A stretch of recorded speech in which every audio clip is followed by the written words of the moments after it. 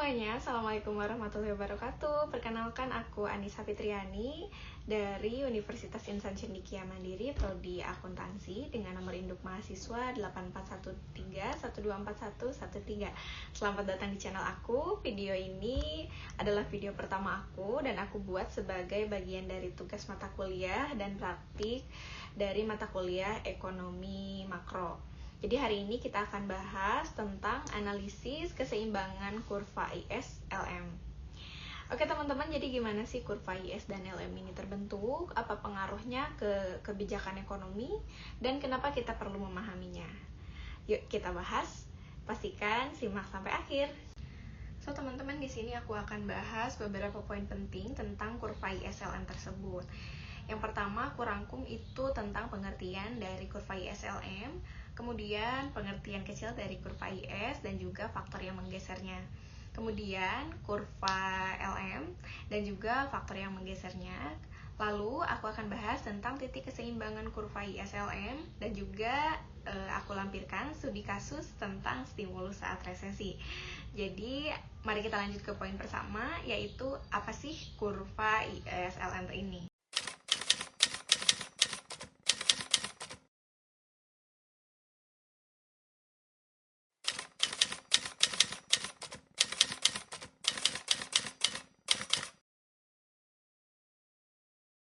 Oke, jadi sebenarnya apa sih kurva ISLM ini?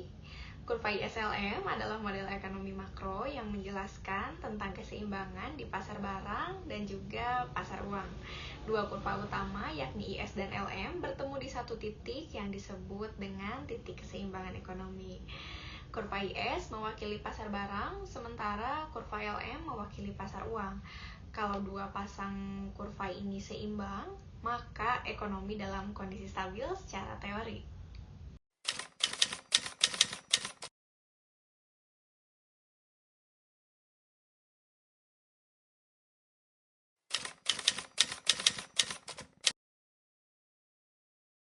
Oke, jadi teman-teman, mari kita mulai dengan kurva IS. Kurva ini menunjukkan hubungan negatif antara tingkat bunga dan pendapatan nasional. Semakin tinggi bunga, semakin rendah investasi, artinya permintaan agregat menurun sehingga output atau pendapatan juga turun. Karena itu, kurva IS miring ke bawah dari kiri atas ke kanan bawah. Dari kiri atas ke kanan bawah ya teman-teman. Jadi, kurva ini terbentuk dari keseimbangan di pasar barang saat permintaan agregat sama dengan output.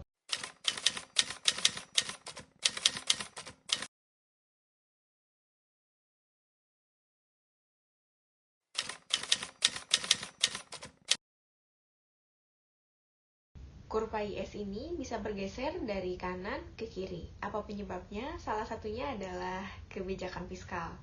Kalau pemerintah meningkatkan belanja atau menurunkan pajak, maka permintaan agregat naik. Ini menggeser kurva IS ke kanan. Sebaliknya, jika dilakukan pengetatan fiskal, ini akan menggeser kurva IS ke kiri.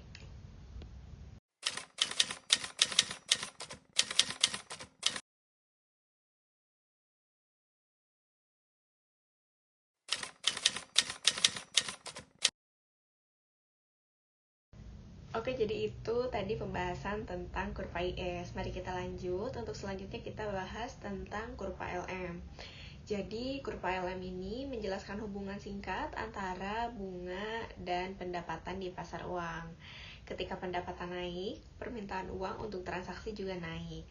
Tapi karena jumlah uang beredar tetap, bunga naik untuk menyeimbangkan permintaan dan penawaran uang. Jadi itulah kenapa kurva LM ini miring ke atas dari kiri bawah ke kanan atas.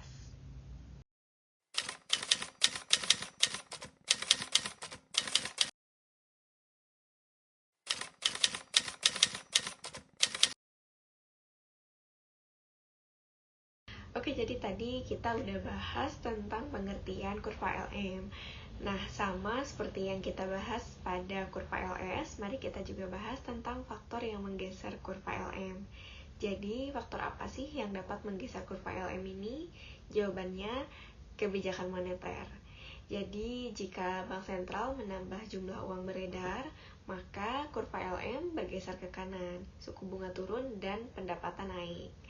Namun, sebaliknya, jika pengetatan moneter dilakukan, maka itu akan membuat kurva LM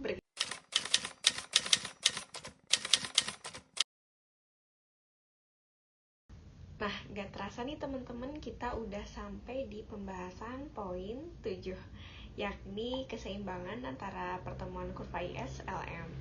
Jadi, pertemuan antara kurva IS dan LM ini menghasilkan titik keseimbangan. Titik ini menunjukkan tingkat pendapatan dan tingkat bunga di mana pasar barang dan pasar uang seimbang secara bersamaan. Jadi, kalau ada perubahan kebijakan fiskal atau moneter, titik ini juga pasti akan ikut berubah.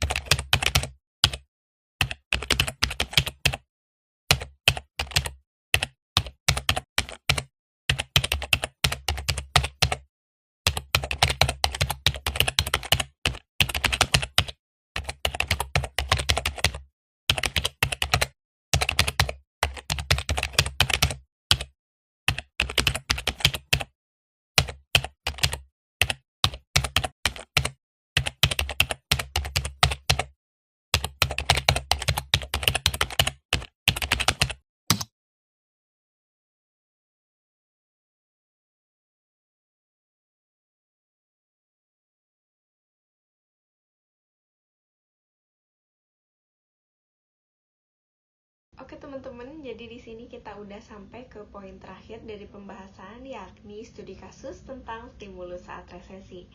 Jadi misalnya saat pandemi, banyak negara menambah belanja pemerintah untuk menyelamatkan ekonomi.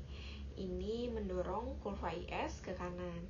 Tapi saat itu juga bank sentral seperti Bank Indonesia menurunkan suku bunga dan menambah uang beredar, menggeser kurva LM ke kanan juga. Hasilnya, titik keseimbangan baru dengan output lebih tinggi dan suku bunga yang lebih rendah.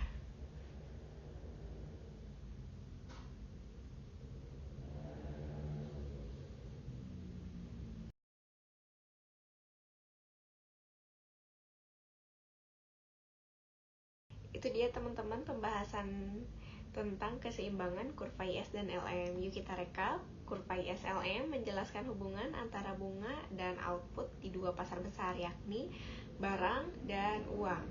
Jadi jika kurva IS turun, kurva LM naik. Pertemuan keduanya menunjukkan titik keseimbangan ekonomi.